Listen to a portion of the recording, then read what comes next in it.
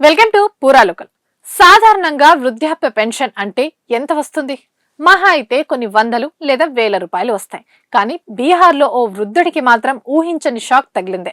Pension డబ్బులు draw చేసుకుని account balance ఎంతో చూద్దామని చెక్ చేస్తే ఆ వృద్ధుడు కళ్ళు బైర్లు కమ్మాయి. ఒకటి కాదు, రెండు కాదు, ఏకంగా వందల కోట్లు ఆయన ఖాతాలో ప్రత్యక్షమయ్యాయి. బీహార్లోని మజ్ఫర్పూర్ కు చెందిన 82 కామేశ్వర్ మిశ్రా తన వృద్ధాప్య పెన్షన్ తీసుకోవడానికి స్థానికంగా ఉన్న కామన్ సర్వీస్ సెంటర్ కు వెళ్లారు. అక్కడ పెన్షన్ డబ్బును డ్రా చేసుకున్న తర్వాత తన ఖాతాలో ఇంకా ఎంత బ్యాలెన్స్ ఉందో చూసి చెప్పాలని అక్కడి సిబ్బందిని కోరారు.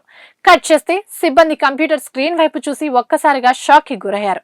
ఎందుకంటే ఆ వృద్ధుడి ఖాతాలో ఏకంగా 759 కోట్ల బ్యాలెన్స్ ఉన్నట్టు చూపించింది. కదా ఇక్కడితో అయిపోలేదు. ఆ వృద్ధుడి పక్కనే ఉన్న ఆయన దివ్యాంగ కుమారుడి ఖాతాను కూడా సిబ్బంది పరిశీలించగా ఆశ్చర్యకరంగా అందులోనూ సరిగ్గా 759 కోట్లు జమ అయినట్టు డిస్ప్లే చూపిస్తోంది.